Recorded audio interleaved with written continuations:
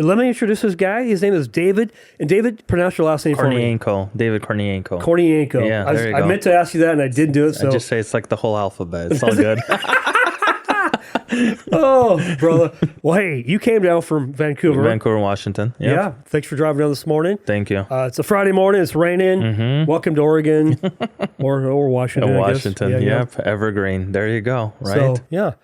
Okay. So Nick Ketchum referred you. You and I had a conversation a couple months ago. We decided today was the day. How do you know Nick? So Nick, I met at another kind of a conference we had in our Vancouver. There's a Christian outreach, and basically we did the same thing on stage. His name's Glenn Johnson. He used to be a pastor. Now he's also in business and a home builder. So that's part of our Powered by Ground training is we meet with builders, developers, investors. So he's a builder, and we cross paths because I'm in new home division. So I was doing a speech, and Nick was part of the audience, and he came up and we connected. So it was a phenomenal connection with Nick. Yeah, Nick's a really good guy. Nick is an awesome guy. I got to know Nick probably 4 or 5 years ago, and now I love Nick. He's came a million miles, and yeah, he's slowly building his business, and I really love just that atmosphere, that drive. Just jumping into it and establishing the journey, learning to communicate with people. Just figuring out yourself. I would say. Yeah. How were you and I started, man? I mean, go back to our 20s, and I mean, you said you're 38? I'm 38, yes. Yeah, so I'm a couple years beyond you. But there's a lot of learning that goes on between you from 28 to 38. And so I think Nick's probably mid to later 20s. But yes. Well, hey, let me introduce you first. I want to just kind of tell the story about who you are, and then we'll dive in. We're going to talk business. We're going to talk 80-20. Entrepreneurship. Yes. That's a big word. There you go. All right, so you're married. You've been married since 2008. Okay. It's about 16 years. 16 plus, yeah. Okay. You have 4 kids. 4 kids. Tell me how old they are real quick. So Jonathan's 13, then 10, Evnika, then Esther is 10. So 13 to 10, 8, and then I got a 2, Tabitha. Tabitha, yeah. Wow, 2. 2. I know. You're covered, man. I know. That's awesome. That's awesome. The full spectrum. Yeah. A little bit about you. You're a believer in Jesus. Believer in Jesus. When did you become a believer? So I grew up in a Christian family, but my personal conversion was around age 17.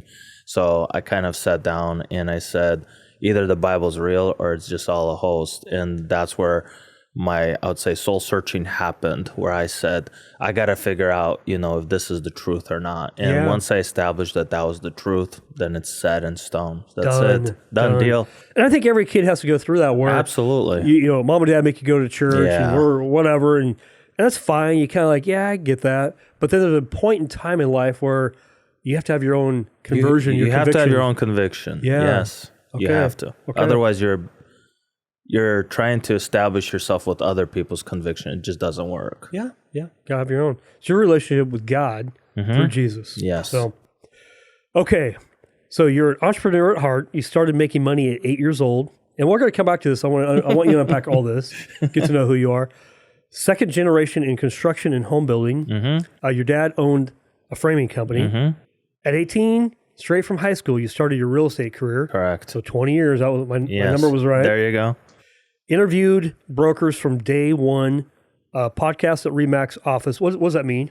So I did podcast before podcast was available. So when I became a broker, I had no idea what I was doing. So what I did is every day, anybody that showed up in the office, I would just pull them in and do what you and I are doing. I love it. I just asked them questions. I even know my first, I would say, a handful of the first brokers that I just sat down and they just poured into me. I mean, maybe I didn't know what I was doing, but I was doing this, right? And it helped. It pushed and propelled me. Remember, I had a guy, he was probably like 70 plus, and I was just 18. And then you can go to your questions. And he's like, you know what? Like, what you're doing is right. And I'm like, what am I doing? I'm 18. I just got my life. He's like, if I were to start over in real estate, I would have just started straight up at 18. I was like, okay, check box. I guess I did something right. So like, you just collect this facts that people reflect upon you, which was really unique. So just No, I love that. That's good.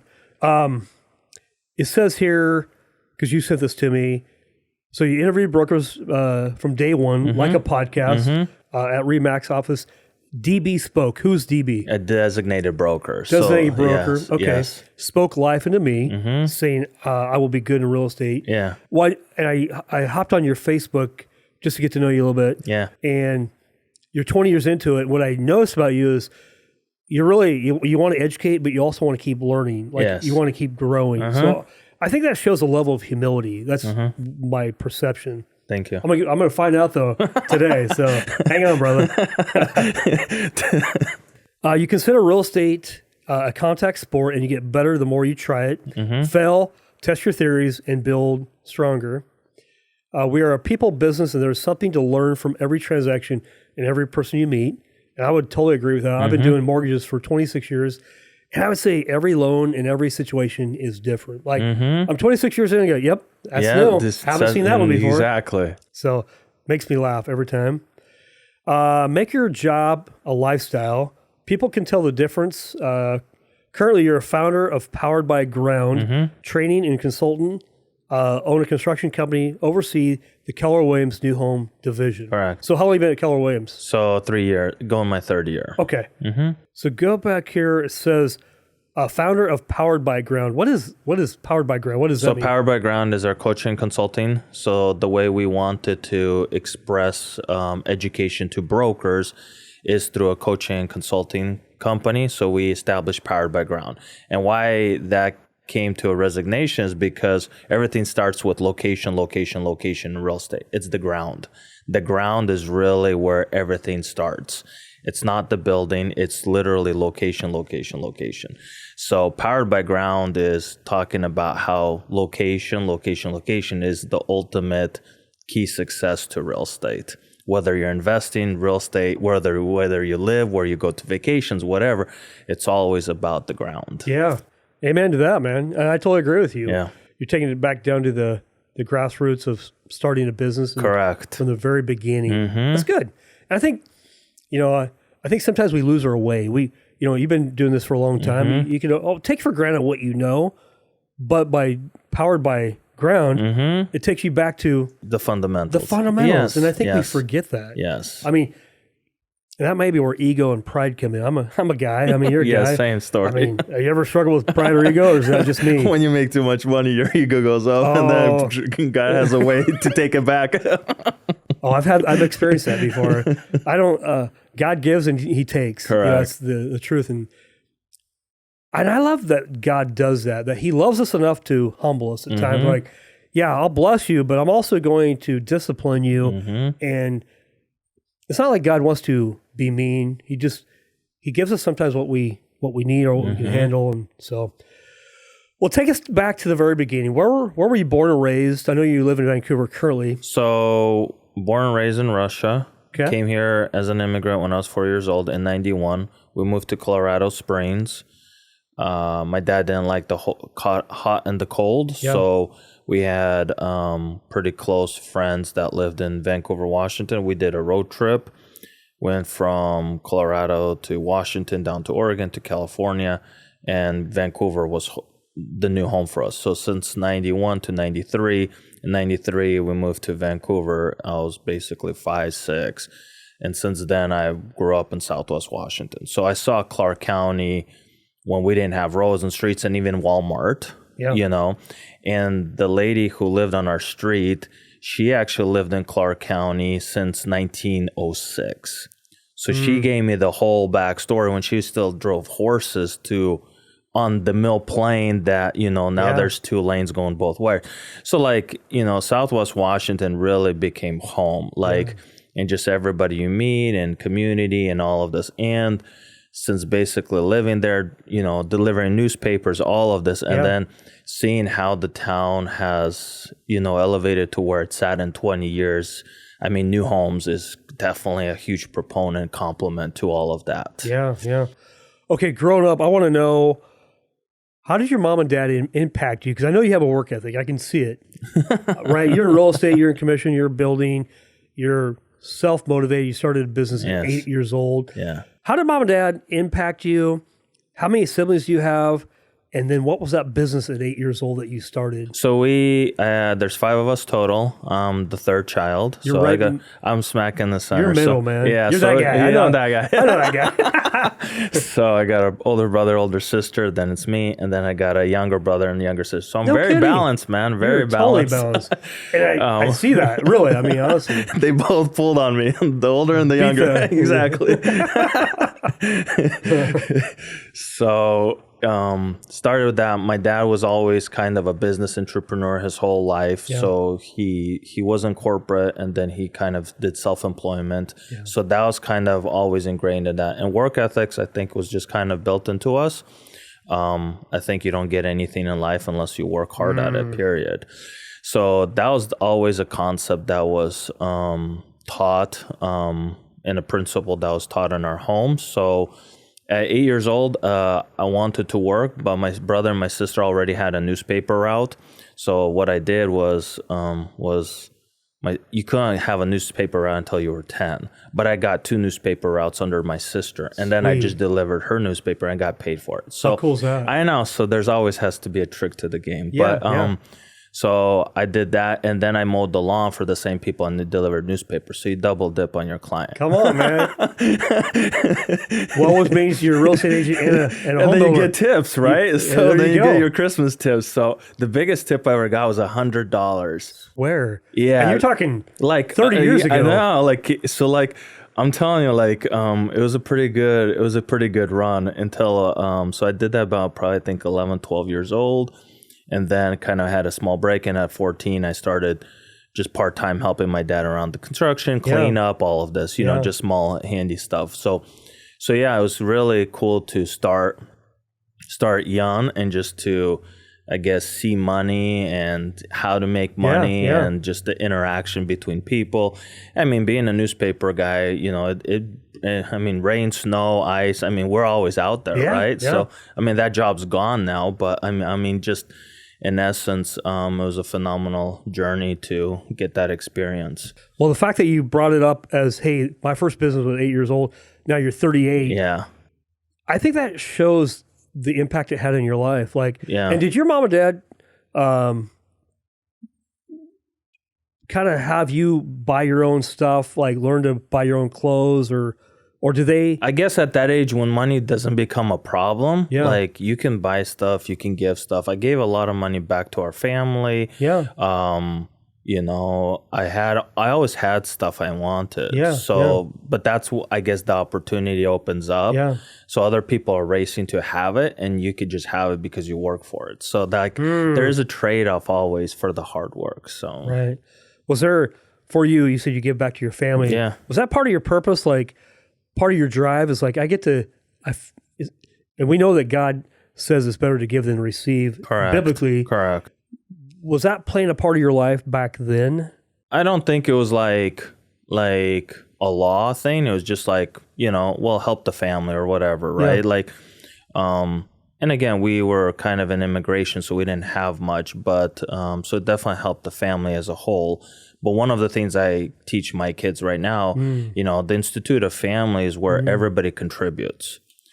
So when we go shopping, no free rides. Yeah. So when we go shopping with the kids, it's not what you want; it's what the family needs. So let's focus on that first. You know, so we're going shopping as a family to buy stuff for the family. We're not going shopping because you want something, but when you want something, we'll go shopping for you. So this whole family concept orientation, I think, is really, you know, it's a really strong concept. Yeah, I love that, man. Yeah. You have a strong family, I can tell. I mean, yeah, I try to cultivate even our family. Like, how's your relationship with your mom and dad today? You're 38, but what's that look like? I mean, they're definitely a lot older, so they're going through their phases. I'm going through my phases of life, right? So I think the collaboration of going through the phases, that's the hardest thing. Other than that, life is life, you know? I mean, we help each other and we need it, and, you know, just help grind through life.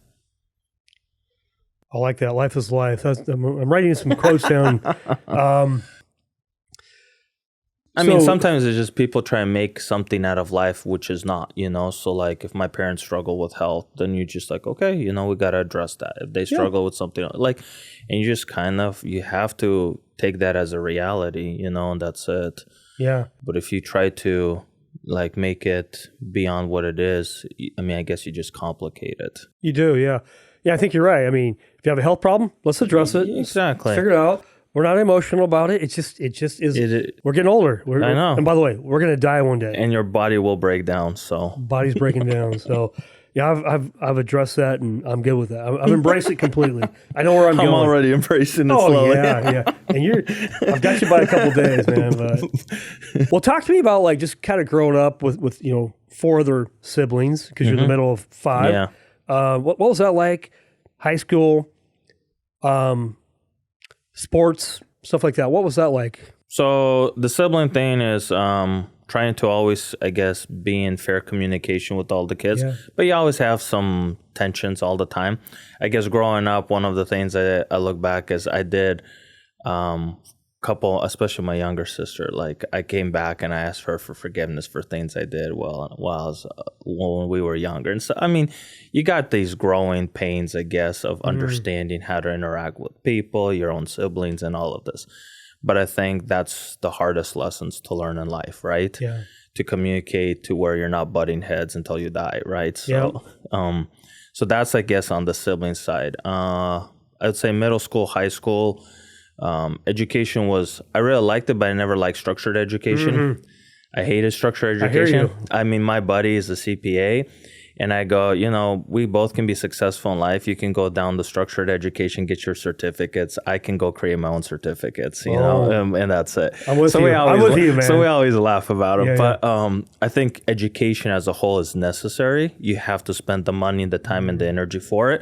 But it doesn't have to be where, you got to go get a test every single week to identify if you figured it out or not. And I keep telling my wife, if I haven't figured it out now, it doesn't mean I won't figure it out. It'll maybe come in a later time, just put it back on your shelf and then revisit it. So, but mid through high school, I worked out a lot. I loved the gym. I liked the drive. I liked the challenges. So that was always fun, is just working out. Never liked sports, but never like back to structured sports. So never wanted to be on the team all of this stag. I just like freestyle. So I like freestyle basketball, volleyball, just a lot of activities where, you hang out with the guys after school or whatever. So I was very ingrained, and about halfway through high school, I already knew that I already made a decision whether I'm going to go to college, university or not. And at middle of high school, I said, probably not.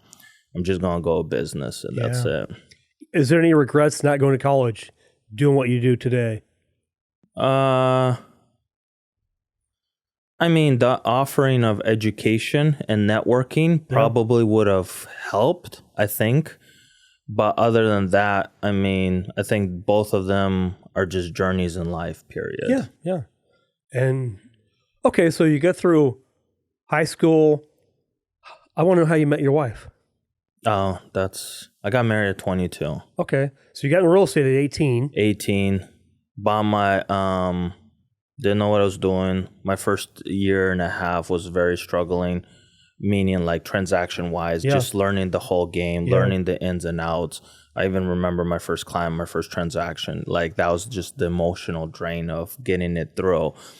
And then 3 years later, we have the recession, right? So I'm 3 years into my career and just everything just gets pulled. And I remember I run to this guy, he's been in the business for like 40 years. And I go, what do you do? He's like, go to the banks. I was like, what do you mean? He's like, they'll have all the inventory. Everything's going to go back to the banks. So I was like, okay, so I registered that.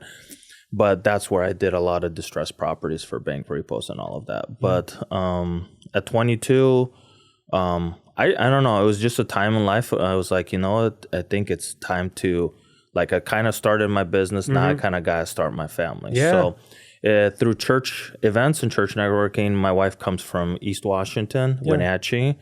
So they came down with their church. We had a church events that took place, and we crossed paths, and we kind of started building a relationship. And like in 5 months, I got married. It's funny how God orchestrates all this. I mean, he already knew it in advance how that was going to play out. Yeah. And now you've been married for 16 plus years. 16 plus years, Yes. 4 kids. 4 kids. That's running pretty cool. business. What a blessing. Yes. Did your wife work at all? No. Well, she started. She's a to full-time work. taking care of she's kids a full time plus overtime. yeah, and taking care of you, man. Are you kidding absolutely. I'm high She's got 5 kids. maintenance. You're the 5th kid. There you go. Let's be honest. Yeah, that's funny. Let's talk business because I really want to. Sure. I want you to unpack your real estate career, your building homes, kind of the whole package. How does the 80-20 fit into that? Because I know you teach the 80-20 rule. Yeah. And I love that rule, by the way. So when I saw you teaching it, I'm like, okay, we have something to talk about. So talk to me about that. So I think in entrepreneurship as a whole, right, the whole process or the journey, we build on everything in business builds up on each other. It's not like one thing is just one thing. So when I started in business, I was like, oh, I have to learn this. Then I have to learn this. Then I have to learn this. Then I have to learn management. Then I have to learn time management. Then I have to learn accounting and finance and corporate structures and all of this. So eventually, like, it never stops. You just grow as you go. And I always say, just meet the need. Find out what the current need of your business is and build into it. And then find the next need and slowly build into that. And then find the next need.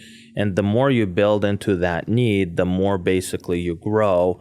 And then you facilitate more business, you facilitate more clients.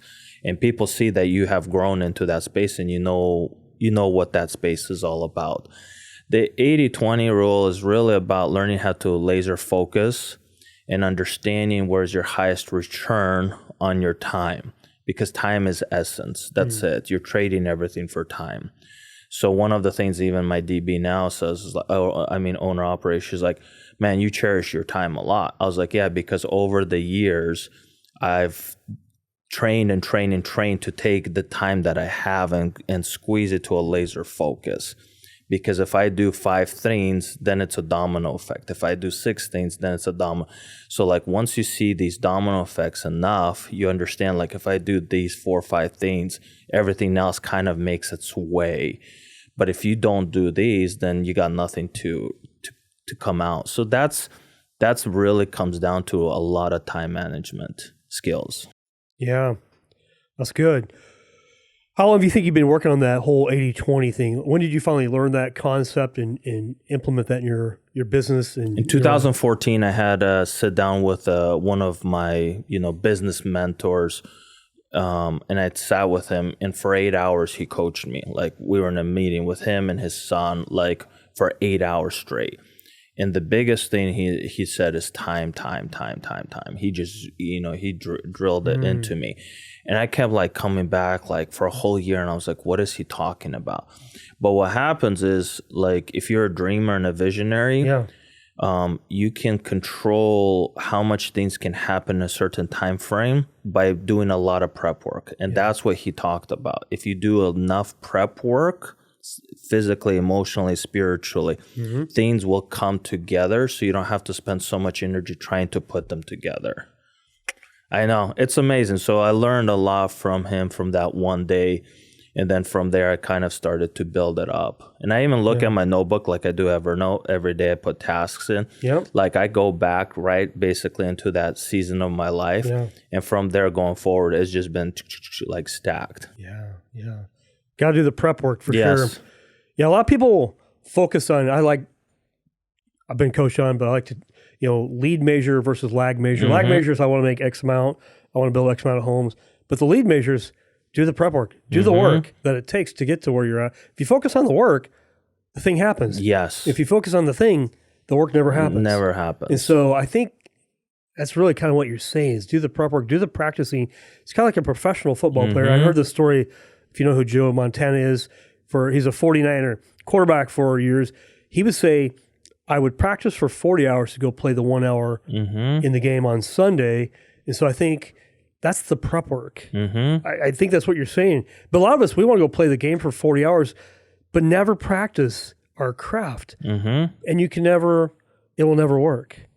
Yeah, because it goes to the last point that I said. People start to sense when you're in real time if you really know what you're talking about or not. They really sense that. Like, have you turned it into a lifestyle, right? Or is it just like a filler? And you know that you go to a doctor or dentist, you could tell, like, is this guy just doing his job, or he really? Does he really? Yeah, or he really, he sleeps on it, and then he woke up. I mean, has he done prep work when he met his client, like myself? I mean, like, you could tell really quick, or it's just like whatever happens, and that's it. Well, I think if you've gone through 2008, because you were talking about 2008, I did. I've been through a lot of different ebbs and flows in 26 years. It's for people that have gone through that. You're not just in it for the money. You're in it for the long term, and you're in it for different reasons than just money. Because if it was just about the money, you probably would have quit in 2008, 9, or 10. Pick a year, and the fact that you're still doing it.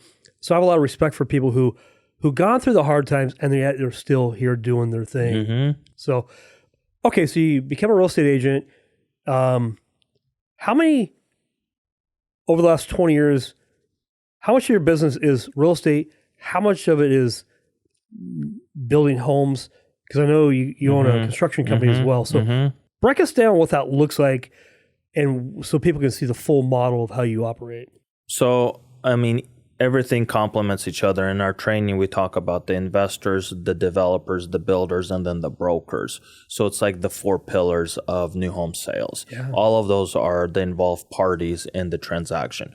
So the investor, whether it be a private party or a bank that's involved in the transaction, the developer is somebody who's bringing in all the utilities, the civils, figuring out traffic, all of that. Then the builders who builds the structure, right? What you see out of the ground. And then the broker who manages the sale. Who's the end buyer for the whole line. So you have to wear all the hats to really understand if you want to deliver product to the market. So I've done delivering product to the market through our brokerage for myself, and then for many other builders, developers, and investors in the market. So that has always been a business flow that we have participated in. Real estate's like you, and mortgage, it's transaction. So wherever I can make the transaction happen, I'll be involved to facilitate it, whether it's an investor transaction, developer, builder, or eventually just selling the last stage of a house. So at a given time, on average, say for the last 10 years, I would oversee between 40 to 80 kind of builds a year. Wow. On the transaction side, on the building side, the developments, sometimes it's a bigger pipeline and less. And then on the broker side, now I facilitate my own deals, and I've helped facilitate a lot of broker deals. So year over year, we've probably doubled or tripled that. So I'm helping a lot of, through the Powered by Ground, we're helping, facilitate so many more transactions for other brokers.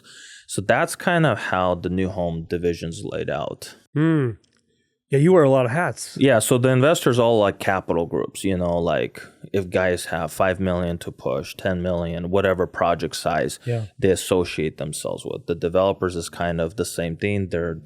And then the builders and then, the brokers. But you see the whole thread of the line. So I see projects 2 years in front of me, and I know projects that are 2 years behind us. So you got a big gap, you have to see probably a 5-year run. So it's not like a 30-day transaction. Well, I think to your point, though, I actually like that because, as a typical mortgage person or a real estate agent, broker, sometimes we look at, this month I have X amount of deals, and next month I've got this.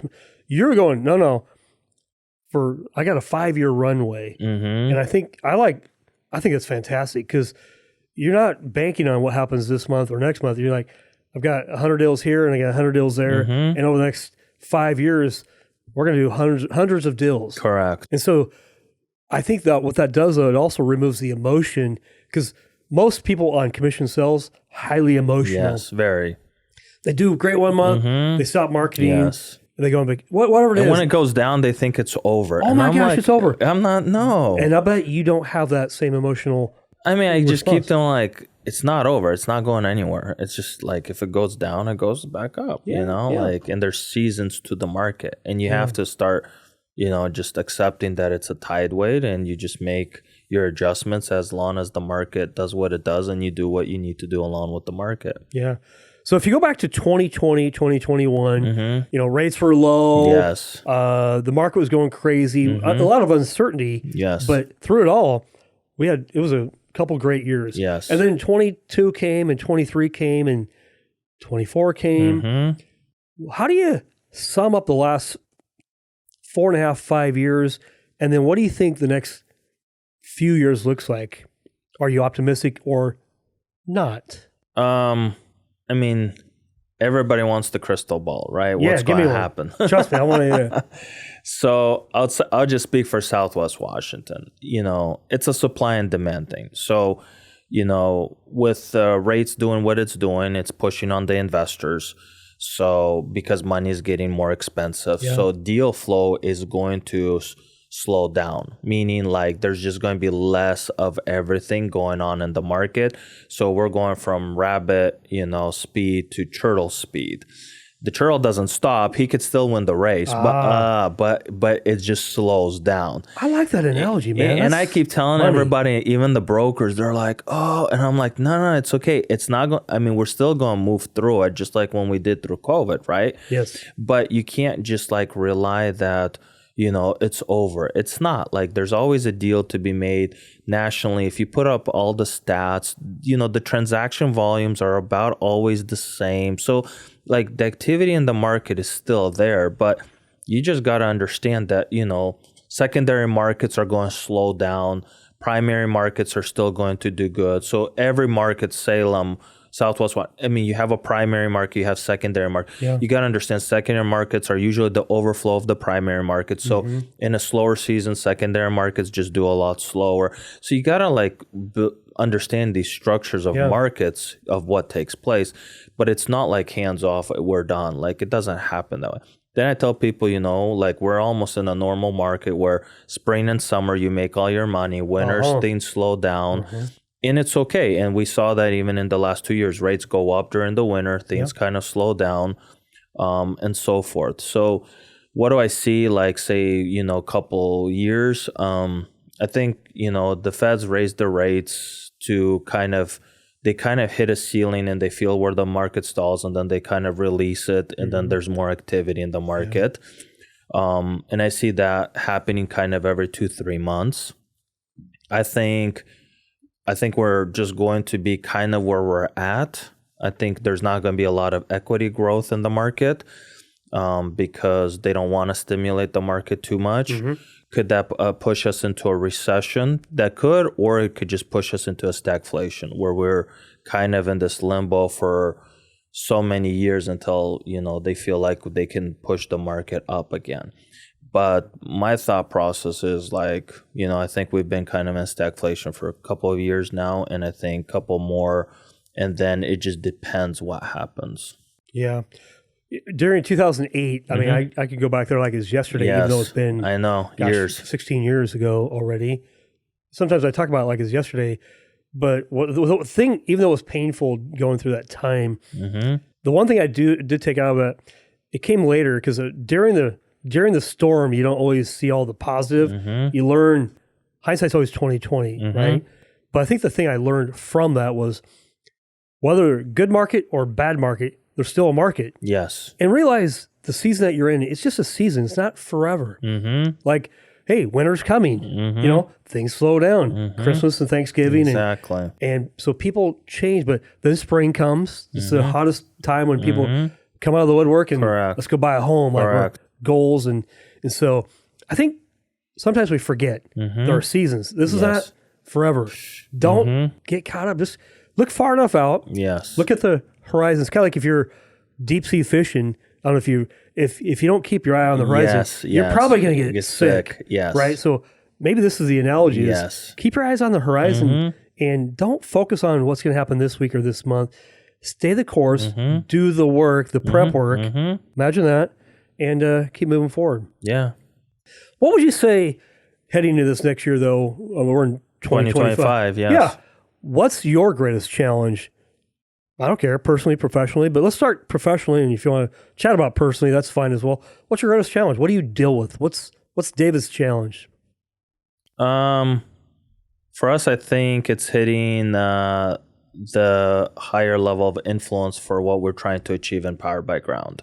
I think that's probably it, because I believe what we're talking about in looking at markets and brokers assessing that, and then understanding how they need to position their businesses around the market where it's at.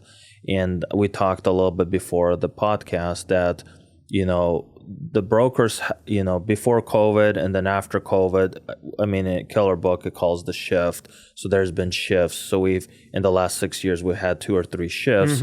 But the issue is with new home sales, the market share has gone up. Before COVID, it was like 16%, even for us in Clark County. Now it's almost at 30%.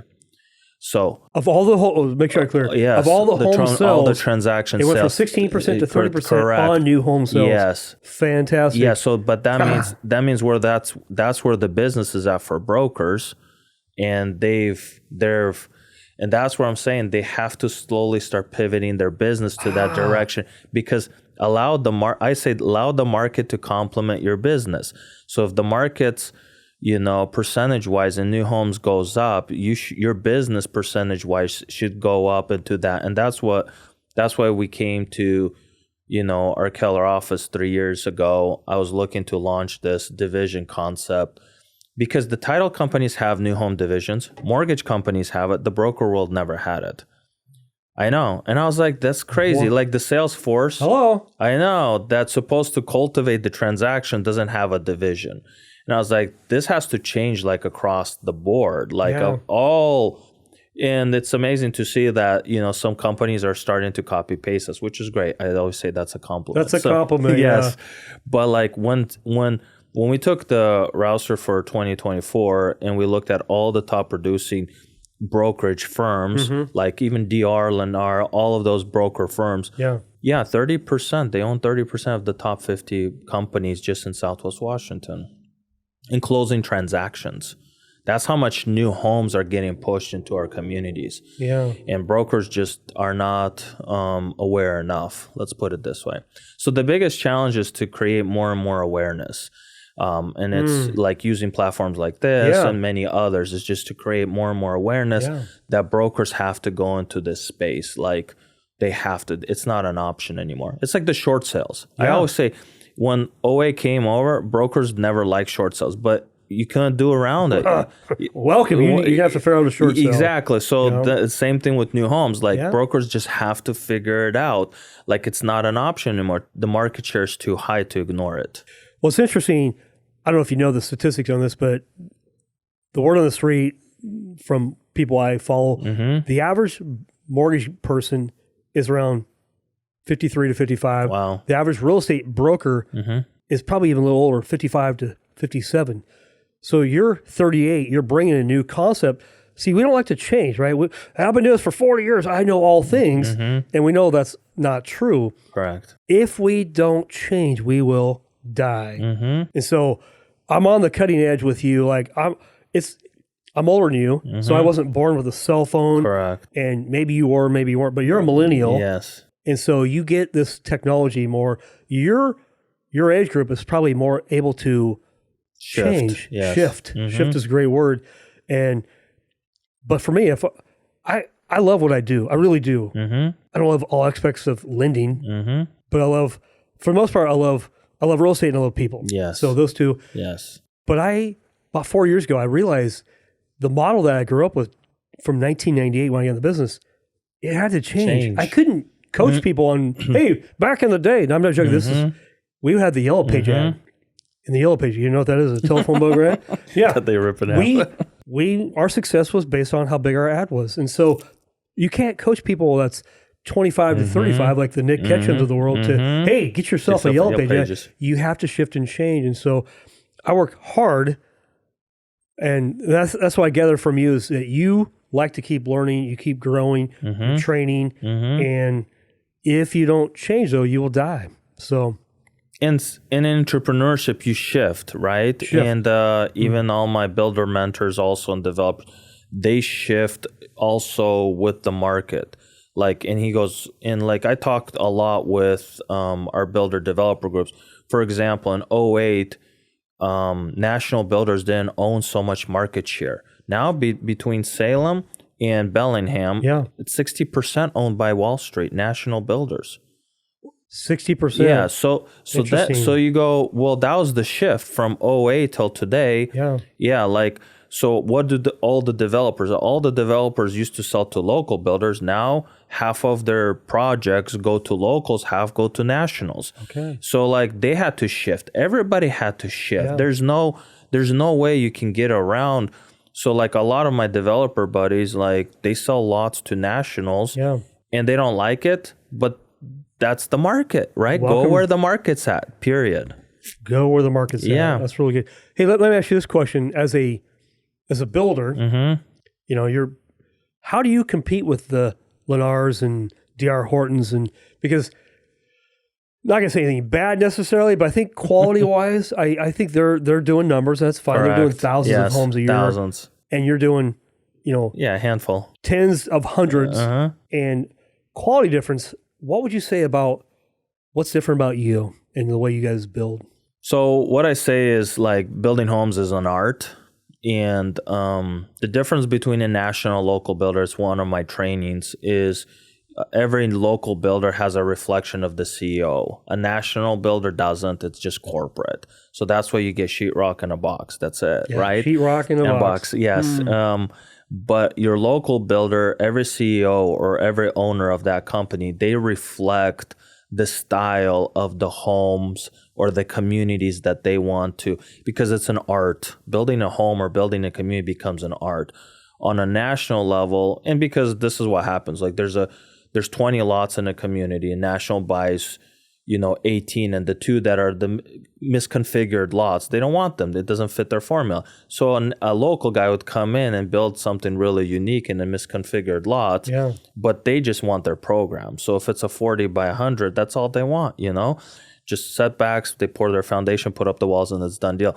So that's the difference that, a local guy can look at a lot and go past all the bound borders and figure out how to make it still nice, because it's an art. Where a national, they just, if it fits their program, great. If it doesn't, just, it goes to the local guys. That's it. So that's how we differ. And every market's still going to have local builders. They're not going to go away. I would agree. Yeah. So because the market's still, you can't, like Starbucks can't serve all the coffees in the world. And nor can McDonald's. They own the market share and they got to move on. So that's kind of what builders are. Yeah. Same story. Would you say the bigger builders, like a McDonald's, is more about quantity versus quality? Yeah, they're definitely numbers. Okay. It's all about numbers. Yeah. Okay. If somebody wants to build a home with you, what's that process look like? How long does it take to build a home these days? So in our Southwest Washington, I think it's kind of I'd say anything for a 12-month process, I think, from start to finish. Yeah. You always want to look at 12 months. You lose about, a month due to weather conditions, snow, rain, whatever. Right. Getting permits. And then I always say everything starts with the lot. The lot dictates the house build. So any customer that brings us their own lot, then we kind of work with that lot on what we can do. If they're in a search for one of our lots, then it's like we have kind of a pre-designed what we can really fit on that lot. So each lot dictates what you could truly do. So the lot, and then after that you go into house planning. You figure out house plannings, but that really goes also with budgeting, because houses are built per square foot. So that's the metrics. What's the cost per square foot? So if it's, say, let's just take a round number, $100 a square foot, you could afford $100,000 house. 100,000 divided by 100 equals that many square feet. Yeah. So that's kind of how you work the formula on the square footage. Yeah. It really has to do, going back to finance, how much can you afford? And then it's square footage, and then packages, like what do you really want to upgrade? And I tell people, whatever you pay for, you'll get, right? If you want the latest and the brightest and the most expensive thing, you'll pay for it, you'll get it. But, and that's where they meet with our designers, our finishers, all of that, to figure out, what's the ultimate package that they want on cabinets, flooring, painting, all of that. And then that kind of just sums up the whole process. It's a lot more complicated than I could say in 60 seconds, but that's kind of the formula that, we go by. And then we do pre-sales or we do specs, where we work on pre-sales with the customer, or on specs where we just deliver the product, person buys what we put together. What's your numbers of specs versus pre-sales?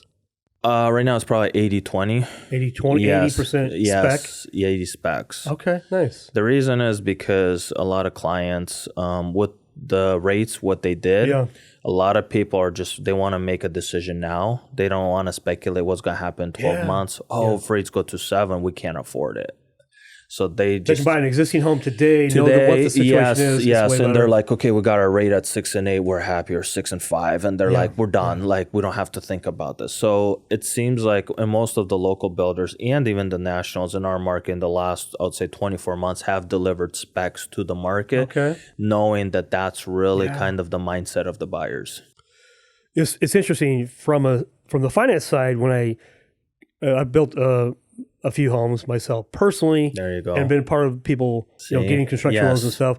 It's funny to me though, people, they want to build a $500,000 or $600,000 home and then do the base model stuff throughout the house. I'm like, and so because they're going to save 10 grand or 20 grand. And what I help coach people, I say, here's the deal. You're going to get halfway through and realize you don't want that. And then you're going to do a change order, which is going to be way more expensive for you to do. It's better if you just choose today, spend an extra 20 grand and get exactly what you want. Otherwise, you're going to build a $500,000 or $600,000, $700,000 home and you're going to be disappointed you didn't go all in. Don't do that. I mean, that's the way I coach people. You certainly can. Absolutely. I wouldn't do that, not for 1 minute. And people who do self-builds, and this is one of the things I tell, like, you guys have time to shop. Like, most builders don't have time to shop, right? So they'll go to 2 flooring companies and they'll call a shot and install it.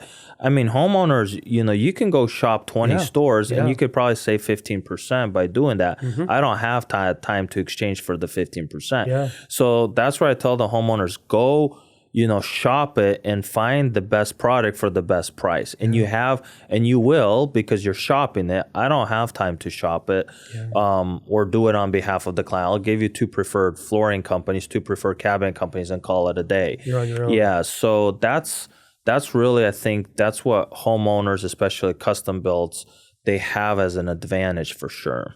Yeah. Well, hey, we're getting close to the end here. Yeah. And what's a goal you have for your family this year? 2025, how do you cast vision for your family? How do you bring joy to your family? How do you keep your family together? I mean, you guys travel. Give us... So I'll give you another 30-30-30 rule. 30-30-30. Yes, 30% of your life you spend with people who will challenge you. 30% of your life you spend with people who you love to interact and have fun. And then 30% of people you operate or give your time and energy towards people you serve. So that's kind of how we set our schedule. So we set vacations with our family, camps, stuff we do. Then 30% is just kind of like, and then higher activities, like kids go to school, they do their music, they do their sports, they do everything, things where they're being challenged.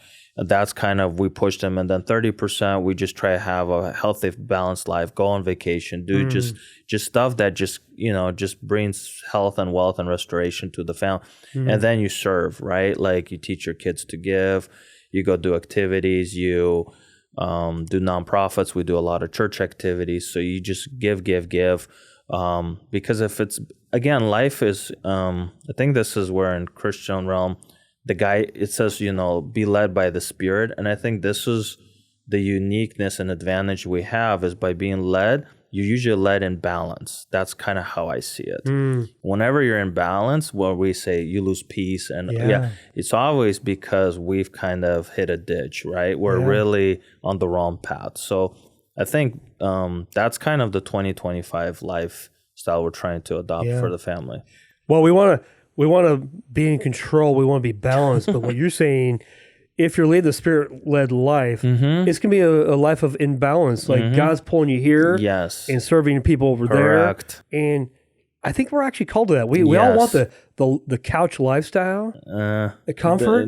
That's death. Yes. That's death. So, well, brother, we're going to wrap up. For sure. Right now. Thank you. How do people reach out to you and connect with you? Because I think you have a lot to offer people. And I think your heart's right. I don't think there's an ulterior motive So how do people connect with you? So we'll have a connection. We have plenty of sites. My phone number's up there. My email's out there. Yeah. So people can reach out via text, email. On social media, we're kind of on all platforms: LinkedIn, YouTube, Facebook, Instagram. Powered by Grounds there. A couple of other our channels are there also. People will probably Google me. They'll find me. Okay, and I'm going to put in the show notes too. So we'll make sure to connect. But thank you very much for listening this week. We appreciate David being here. David, good job, man. Yeah, no, it was a phenomenal time. Yeah. Appreciate this. Thank you. We'll see you next week. So God bless you, and we'll talk to you soon.